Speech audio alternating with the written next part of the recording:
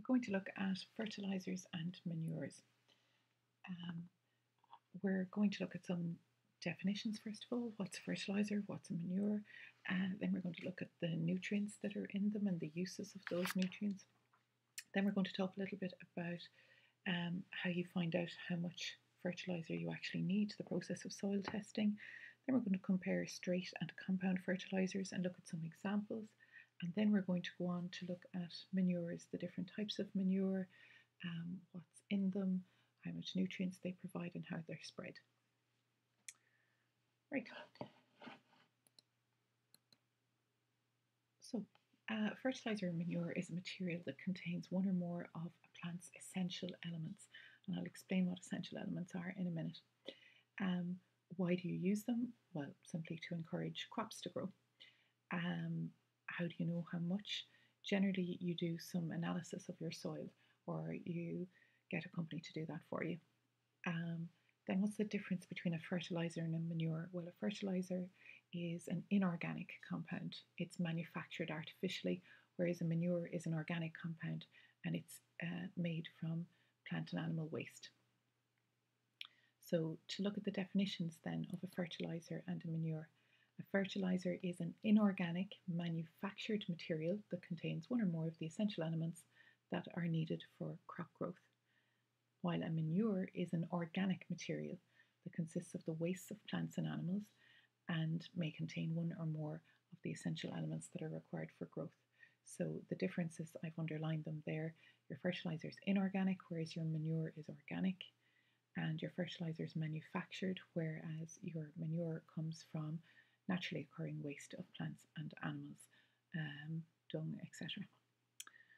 Right, so to explain what those essential elements are, so plant essential elements can be divided up into two groups. There are macronutrients and there are micronutrients. So the first group there, the macronutrients, are called macro because they're needed in large amounts. The big ones that we'd always focus on would be nitrogen, phosphorus and potassium, but they also need calcium, magnesium and sulfur. What about the micronutrients then? Well, as the name implies, they are only needed in smaller amounts. And examples would be iron, zinc, manganese, copper, boron, molybdenum, chlorine and nickel. Now let's focus in on the macronutrients. So first of all, we look at our nitrogen. Nitrogen is the biggie. It's needed for photosynthesis, and that's how the plants make their food.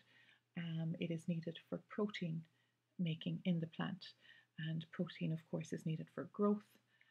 It's also needed for reproduction in plants. So nitrogen is really, to sum it all up, it's needed for all growth in the plant. Plants that are deficient in nitrogen then will show slow growth. They'll appear a pale green colour because they won't have their chlorophyll, and that'll mean they can't do much photosynthesis, so they may actually die off. You'll see some necrosis or dying off of the plant tissue.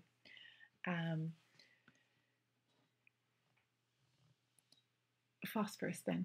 Phosphorus is needed again for growth and reproduction, for producing new cells, and in particular for seed formation. Plants that are lacking in phosphorus show stunted growth, and they won't produce fruits, and they may start to wilt, and again the leaf will discolour. It's less common than nitrogen deficiency, in fairness. And on to potassium then. Potassium is needed for making protein and also for translocation of carbohydrates. What does that mean? It means transporting carbohydrates like starch from where they're made in the plant to where they're going to be stored. Now that one would become important, say if you're talking about potatoes. When you are growing potatoes, at the start of growing potatoes, you like them to get good, healthy plants going on their shoots. So you like them to leaf up fairly well. So nitrogen's what's needed for that, because nitrogen contributes to the growth of the leaves. However, when you're getting on towards the end of your potatoes development, potash or potassium is the big one, because it's what contributes to the dry matter content of the potatoes, to the actual size of the tuber, so it gives them a nice shape and size of potato. So your potassium is important at that point. So what happens if you have a lack of potassium? It leads to scorching of the leaves, but more importantly, reduced crop growth and poor root development and slow growth. Now, the availability of soil nutrients then, we've come across this in a few places already, and in particular you would have come across it in fifth year when you're looking at soil. Most nutrients are available between the pH of 6 and 7. So generally a farmer will try to apply lime if his soil gets too acid in order to raise the pH from a lower acidic pH up to between 6 and 7. There's always the risk, just to mention back again to our crops, but there's always the risk as well that you could have your pH too high. Not a common problem, but it can happen. And if the pH is too high, you can get some issues for plants like barley. They don't like the pH to be too high, nor does your potato, as it happens. You could get scab in your potato if the pH goes too high. Now, in terms of nutrients, though, what happens with your pH? If your pH goes too far outside that range of between 6 and 7, so if you're dropping below maybe 5.5, it will drastically reduce the availability of the nutrients, and it won't matter how much nitrogen you put on the soil. If it's too acidic, that nitrogen or phosphorus or potassium for that matter will not be available to the plants, so they won't be able to use it. How can we find out about our soil then? So quite simply by doing soil tests. The soil tests involve dividing up your field into manageable areas and taking maybe 20 samples around the field. You use a tool there called an auger. You can see it here. And generally you get someone to analyse it for you then. And as I said, you take maybe 20 samples, and Teagasc then categorises the soil on an index system. That goes from 1 to 4. And if your soil is showing a soil index of 1, we'll say for nitrogen, that means that if you spread nitrogen on that soil, it will pretty much definitely show a response. So it'll be improved by spreading nitrogen on it. If your soil index, on the other hand, say is medium, so a 3, it goes from 1 up to 4. So if your soil index is a 3 for potassium and you go and spread potash on your soil, it's unlikely that you're going to get much of an increased response from that. So it's not going to improve the growth and not going to improve the yield of your cereal or of your root crop. And if you're at a 4, certainly there's absolutely no need to go spreading anything. So if you're at a 4 for your nitrogen, there's no reason to be spreading nitrogen. You're just wasting money because you won't see a growth benefit if you spread. Okay, so there are 3 ways then you can apply your fertilizer. You can either place it in the soil, you can broadcast it, or you can apply it by top dressing. We'll come back to that a little bit later. I have some pictures of those. But first let's look at the different types of fertilizer. So keep in mind now, we're still talking about fertilizers. We're still talking about the artificially manufactured fertilizers. They're inorganic chemicals that are manufactured. So there are 2 different types. You can either have a straight fertilizer or a compound fertilizer. The straight one is one that contains only one of those macronutrients, either nitrogen or phosphorus or potassium, N, P or K, nitrogen or phosphorus or potassium. Whereas the compound fertilizers contain at least 2 of those or more mixed together. Generally, there are 3 mixed together in a ratio. Now, let's look at some examples then of straight fertilizers. The most well known is probably CAN, that's calcium ammonium nitrate. It's certainly the largest selling fertilizer that we have. It has the nitrogen in a nitrate form and an ammonium form, and that's good news because nitrate is the form that the plants can use. So if the nitrogen is already in nitrate form, there's no delay in your response to applying this fertilizer. You'll see a fairly rapid response in the plants. Now, the ammonium that's in it could actually lead to lowering of your pH of your soil, but it doesn't because it's balanced out by the calcium compounds that are in there. So that calcium will balance out the ammonium, which means that you don't have to worry about affecting the pH of your soil when you spread CAN. The one thing you have to be aware of, or the disadvantage, I suppose, that goes with CAN is that you need to be very sure that you're storing it well, because if you allow it to become exposed to the air, it absorbs water from the air. It is hygroscopic, is what you'd call that in chemistry. It absorbs water from the air, and that leads it to cake a bit, which makes it very difficult to spread, and you are wasting your fertilizer if you allow it to be exposed to the air and to cake. Now, this brings us then to urea. Now, urea is getting a bit more popular, certainly in terms of its use, and that's mainly because it has more nitrogen in it. The calcium ammonium nitrate, the CAN, only has about 27.5% nitrogen, whereas urea, it has 46% nitrogen.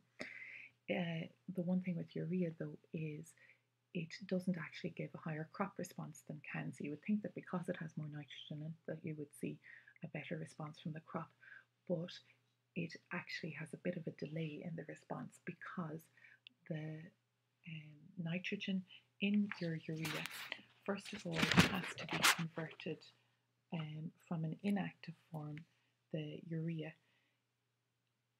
into ammonium, and then it has to go from ammonium into nitrate, and it's only when it's as nitrate that it can be absorbed by the plants.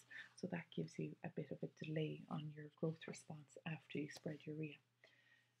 Another issue with urea, another disadvantage of urea in comparison to your CAN, is that if you spread urea on a dry or sunny day, there's a chance that it will volatilize. That means that it'll turn into a gas, an ammonia gas, and it'll just be lost into the atmosphere. So it's not going to be absorbed by the soil, not going to be changed from that ammonium into nitrate, and not going to be absorbed by the plants. So this would have led to a directive to spread your urea before the May 1st deadline, or then after August 15th, or generally when rain is forecast, which is very much different to what you would expect for most fertilizers. Generally with fertilizers, you're trying to avoid spreading them when rain is forecast because the rain could potentially wash them into any nearby watercourse, any little stream or anything that is running by the field. Whereas it's the exact opposite with your urea. Urea should only then be used as a top dressing over, that means spread over crops that are already growing, they've already established, when it is wet, when it's raining.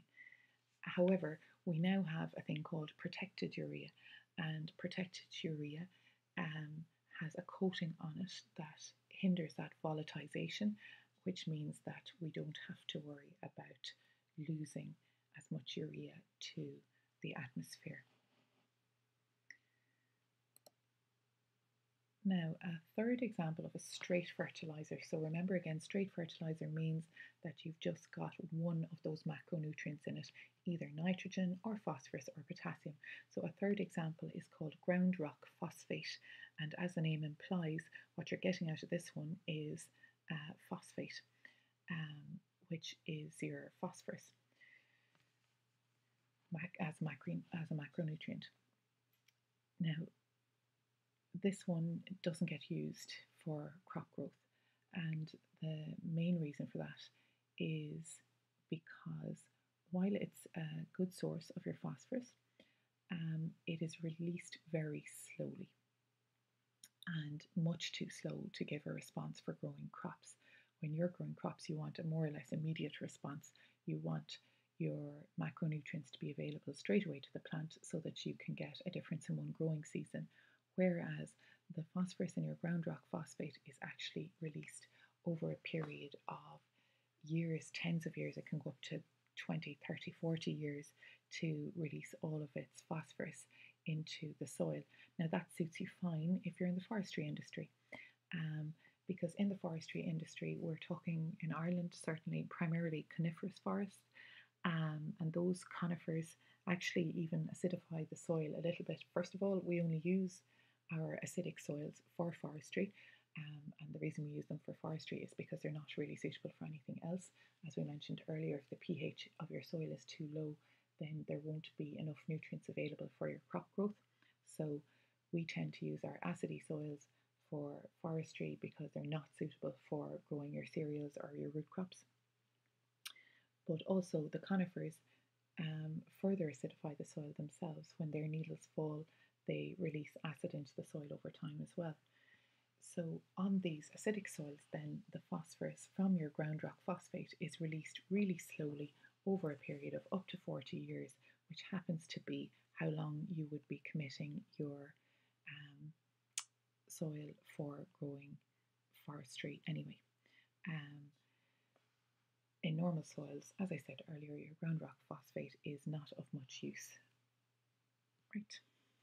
This brings us on to our compound fertilizers, and as the word implies, compound, these are made from, these give you 2 or more of your macronutrients. Now there's 2 ways of making them. Either you mix some of the straight fertilizers with each other, or just by synthesizing them from raw materials that have nitrogen, phosphorus and potassium in them. Now in these chemically synthesized fertilizers, phosphorus tends to be more available than it is in ground rock phosphate. And how do we name them? We name them by giving the ratio or the percentage content of your nitrogen, phosphorus and potassium. An example of that would be the very well known 10-10-20. It has 10% nitrogen, 10% phosphorus and 20% potassium.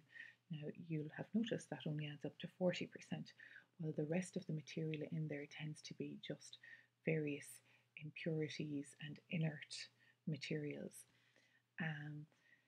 Now here are some of the more common fertilizers. You have your 10-10-20 mentioned there, which is a good kind of all-round fertilizer, often used for vegetable growth certainly. A nice one for potatoes, unless you happen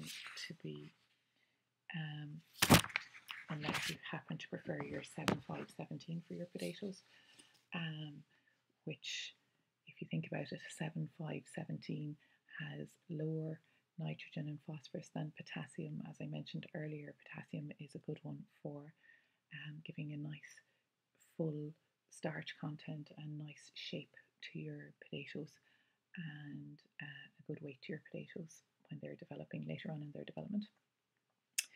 What else have we got there? We've our 18-6-12, which is a good one for silage. So you'll use different fertilizers depending on what crop you are growing. Just mentioned that 18-6-12 used for silage. Your 27-2.55 would be used on heavily stocked grassland, and if you look at the ratio there, you'll see it's very high in nitrogen.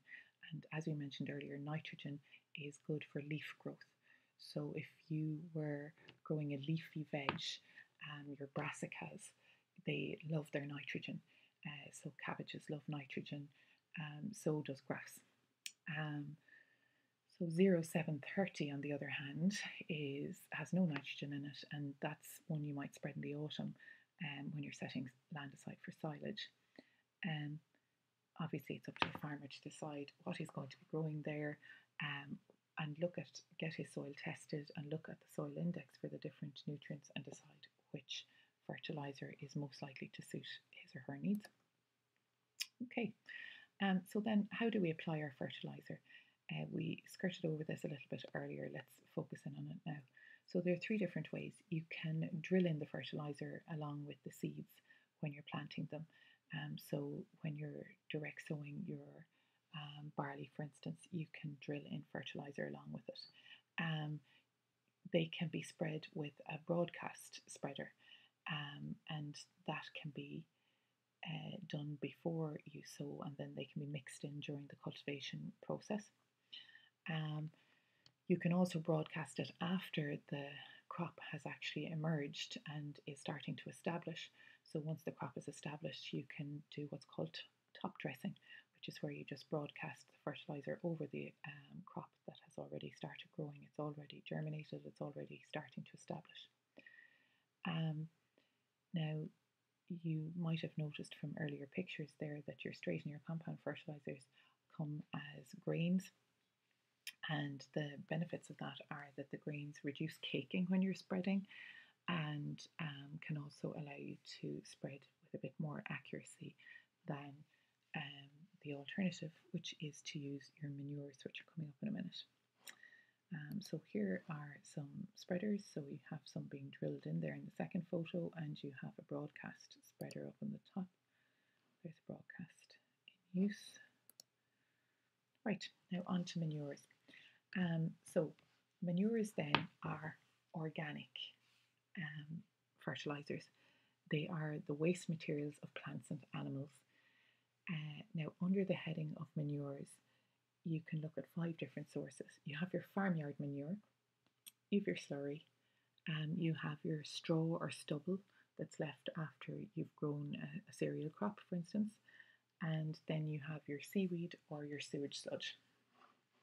Okay, we're going to probably look at the first 3 of those in particular. So first of all, your farmyard manure. That's a mix of the feces or the dung and the urine and the bedding that comes from when you in-winter your animals. It's high enough in organic matter, obviously enough, which is good for the soil structure, and it's okay in terms of nutrients, and I suppose more importantly from the farmer's viewpoint, it gives him a way of disposing of it as well. Then what about slurry? So slurry then is just the urine and the feces mixed together from under your slatted units, and it's a liquid as distinct from your farmyard manure, which is more solid.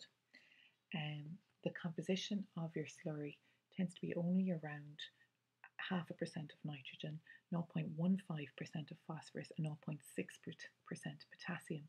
So those are all low enough, really, in terms of the level of nutrients that they're putting into the soil.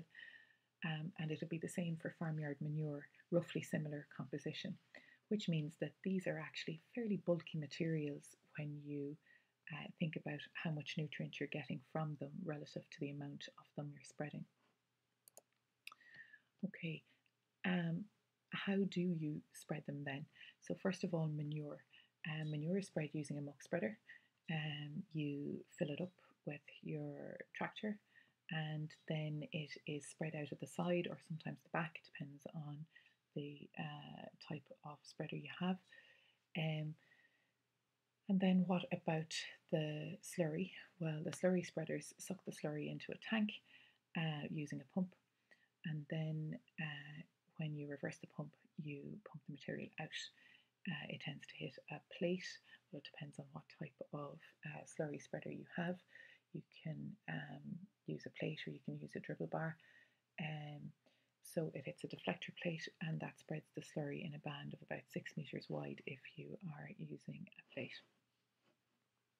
Obviously, you could use, as I said, a shear dribble bar as well. Then the third type of manure that we'd like to look at is straw, or the stubble that's left over as a byproduct of crop production. So once you've grown a cereal crop, you'll be left with a low straw from after your harvest, and if you plough that back in, it has good benefits for the soil.